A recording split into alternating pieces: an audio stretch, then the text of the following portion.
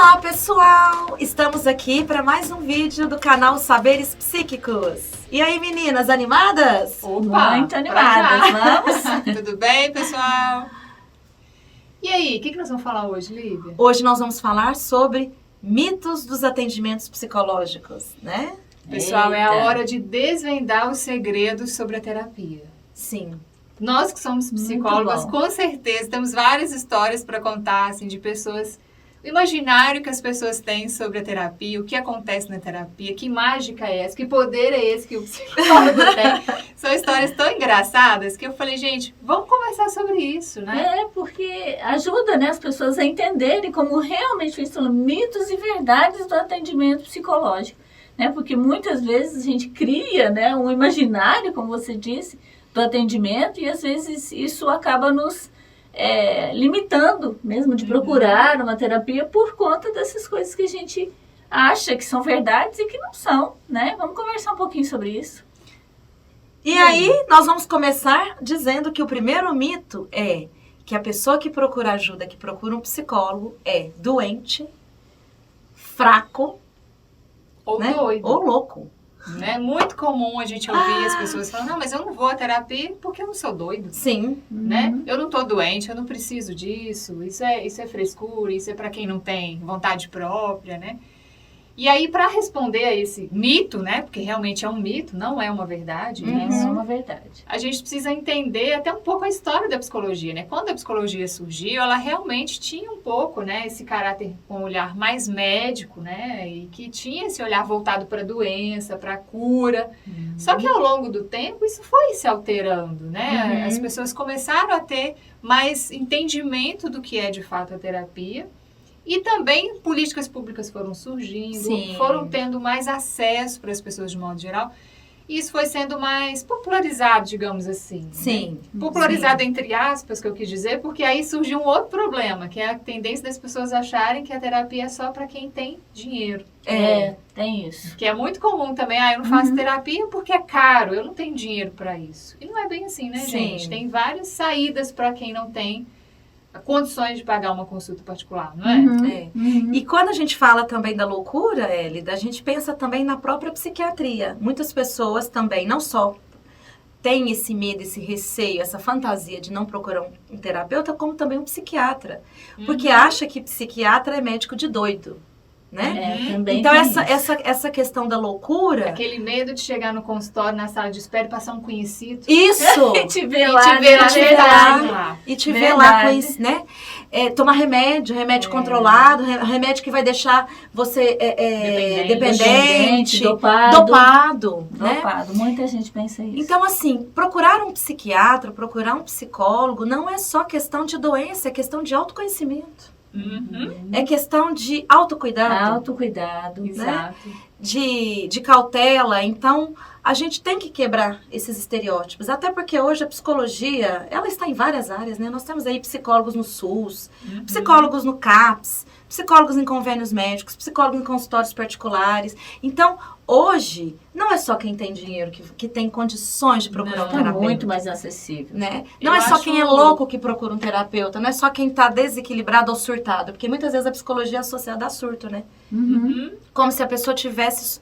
você está fazendo terapia, mas você surtou? É essa a pergunta, né? Como se a pessoa tivesse saído da casinha. Né? Inclusive, pessoas que é até o oposto, né? Pessoas que procuram, pessoas que fazem a terapia, são pessoas muito mais inteligentes emocionalmente, porque procuram a melhoria, né? Cuidam de si mesmos. O autoconhecimento, a gente sempre fala sobre a importância de você conhecer a si mesmo. E a terapia... é fantástica para isso, né? Então, são pessoas muito mais seguras de si, né? Com uma autoestima melhor. Então, assim, tudo isso proporcionado pela terapia.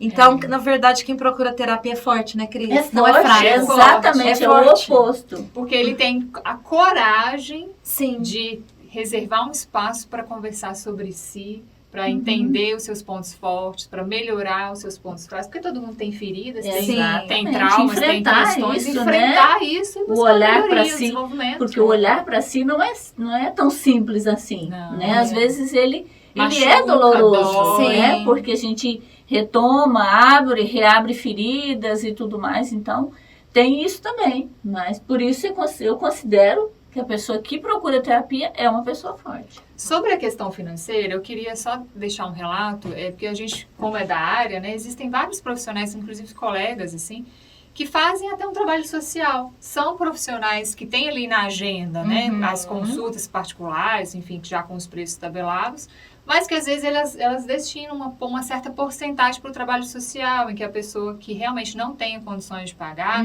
paga um valor menor ou não paga, enfim. Então, o que eu quero dizer com isso é que às vezes você deixa de procurar um profissional achando que é caro, que não tem acesso, que não é possível, mas às vezes você indo e conversando com o psicólogo, com o profissional, há ali um caminho, uma possibilidade de um trabalho mais acessível, né? Sim, naquele período que você está sem condições, enfim. Não deixe de procurar, então, os serviços porque você não tem condições financeiras, tá? Porque hoje a gente tem essas possibilidades, tanto com o profissional liberal, as políticas públicas que a Lívia citou, no CAPS, que são os postinhos de saúde, né? As UBSs, né? Isso mesmo. Mas tem pessoas, Zérida, que pensam assim, eu vou pagar ou eu vou procurar alguém para falar da minha vida, uma pessoa que eu não conheço, uma pessoa desconhecida, eu vou falar dos meus problemas, dos meus traumas, daquelas coisas que eu não quero falar mais, aqueles assuntos que são tão incômodos. Não, pra que eu vou lá? Geralmente o psicólogo só fica ali ouvindo, não faz nada, não resolve nada. Tem esse outro mito, né? Que a gente vê muito nos filmes, né, Cris? Exatamente. A gente ainda falam assim, você falar com um amigo é a mesma coisa.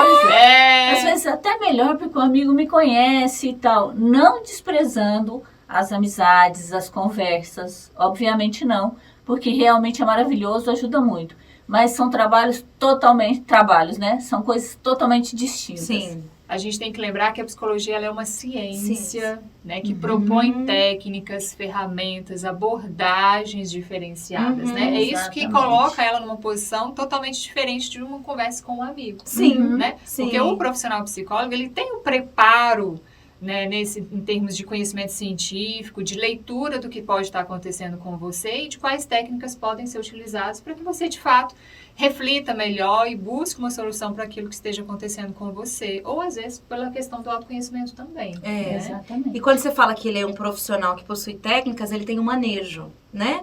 E é importante o público entender que cada profissional, cada psicólogo tem uma abordagem teórica na qual proporciona algumas ferramentas para ele trabalhar.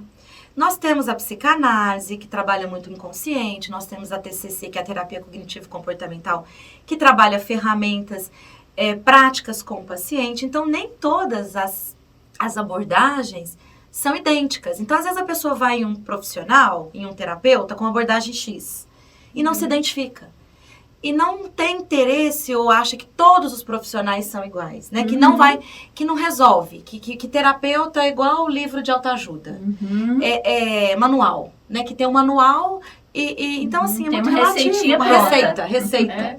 Acha que é uma receita. Então é importante isso, primeiro porque nós não vamos resolver problemas de ninguém. Nós enquanto terapeutas temos o papel de ouvir, de escutar, de propor situações, elencar. Quando necessário intervir. Sim, mas mostrar para o cliente, mostrar para o paciente situações que às vezes ele não está conseguindo enxergar. Exatamente. Né? E porque às vezes eles procuram o psicólogo e acham que o psicólogo tem a varinha de condão. Vai trazer vai resolver. Vai resolver. É isso, né? inclusive, Vai curar. É um mito. Porque as pessoas acham, sim, mas demora muito. Sim. Né? Ou outros imaginam que uma sessão... outras pessoas imaginam que, assim, chegam já com essa expectativa, né? Quantas sessões eu preciso? Sim. Ponto. Né? E não tem disso, né? Cada pessoa, cada tratamento, eu diria, demora, né? E assim, depende de cada pessoa mesmo, né? Da sua evolução, do seu perfil. Então não Isso tem tão nada pronto, né? Você vai construir com o seu terapeuta. A terapia é uma construção. Eu já ouvi depoimentos de pessoas que largaram a terapia porque não gostaram do psicólogo, né?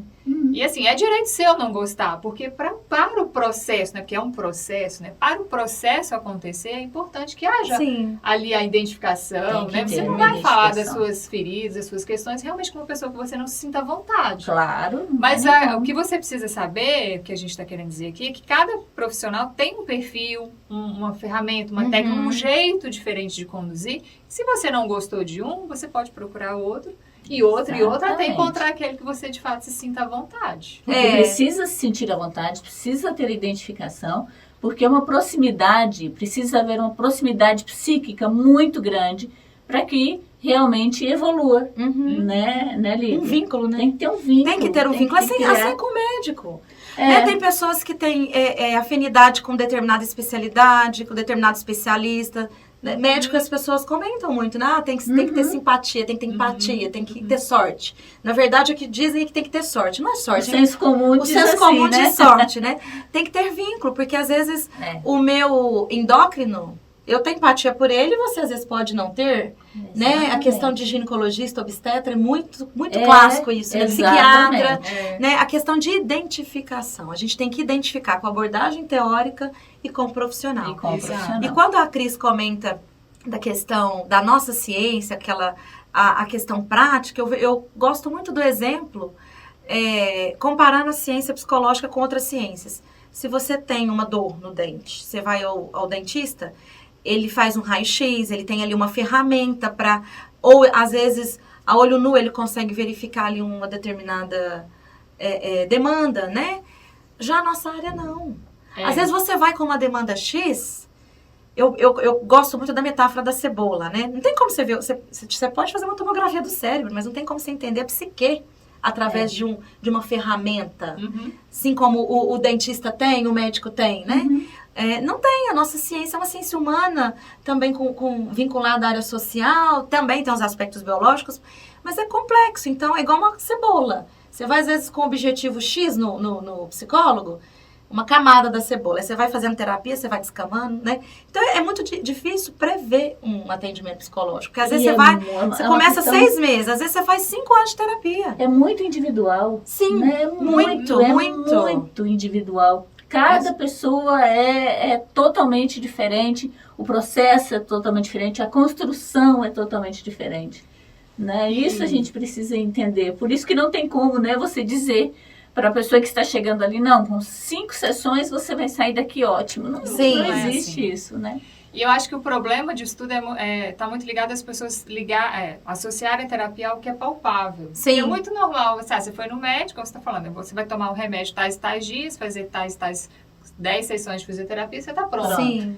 E a terapia não é isso. Sim. Né? É um processo que você vai construindo junto com o profissional, que ele é o coadjuvante, você que é o protagonista do seu processo, que vai contando a sua história, que vai relembrando os aspectos e refazendo aquilo, né? Promovendo ali o autodesenvolvimento. Isso leva tempo, isso exige um autocuidado, uma dedicação, né? Que é importante você ter essa ciência, essa consciência de que a psicologia é, sim, uma ciência e que ela é diferenciada das outras ciências ligadas ao ramo biológico. Né? Quando você fala da dedicação, além do vínculo, essa dedicação é fundamental, porque é o envolvimento do indivíduo no processo, né? Tem pessoas que fazem terapia porque às vezes sofrem pressões externas, a gente tem as demandas espontâneas e as demandas externas. Às vezes nós profissionais da área social, jurídica, muitas vezes a gente lida com demandas judiciais. Quantas vezes um psicólogo tem que atender um adolescente porque foi determinação judicial, ou fazer acompanhamento psicológico.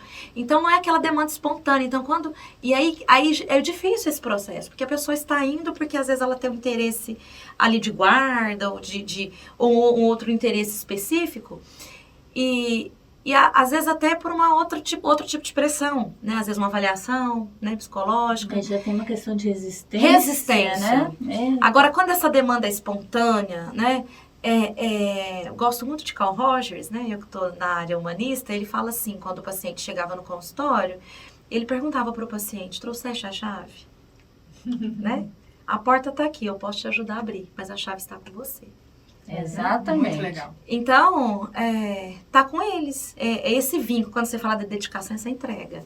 É realmente, entreguei ao processo e aí flui. Aí flui. Me fez lembrar muito também, Lívia, só assim para fechar aqui, a questão da vontade, né? Muitas pessoas falam, por exemplo, pais com adolescentes difíceis, digamos assim, né? Eu quero que meu filho faça. Mas se ele não quiser, não adianta, o processo não vai fluir. Não vai fluir. Por exemplo, drogados ou pessoas alcoólatras, né? Eu quero que faça o tratamento porque ele tem que se livrar desse vício. Mas ela quer ir, ela quer reconhecer o vício, ela quer trabalhar isso. Porque a partir do momento que não tem essa vontade, esse desejo, fica difícil. Ela não entrega a chave. Não tá a chave. Não entrega a chave. Aí não adianta. Né? A chave, né, Hélida? Porque o psicólogo vai auxiliar ele a abrir a porta, mas quem vai abrir é ele. Então é onde que é outro mito que eles acham que a gente vai resolver, que a gente já disse, né? Exatamente. Não tem varinha de condão, bola de cristal. É o protagonismo É o mesmo protagonismo. que a Hélida falou, né? É a pessoa que é o protagonista e não o psicólogo. O contrário disso. A maioria acredita que é o psicólogo, né? E não é, né? Sou eu que vou ser o protagonista, realmente. E esse protagonismo, ele pode ser mediado até online.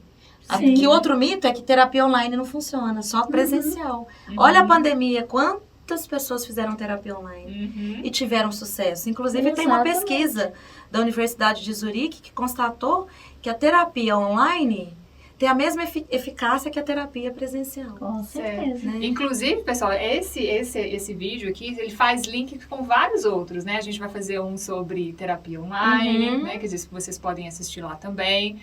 A questão do autocuidado, né? A importância que a terapia tem para se autocuidar, para se autodesenvolver.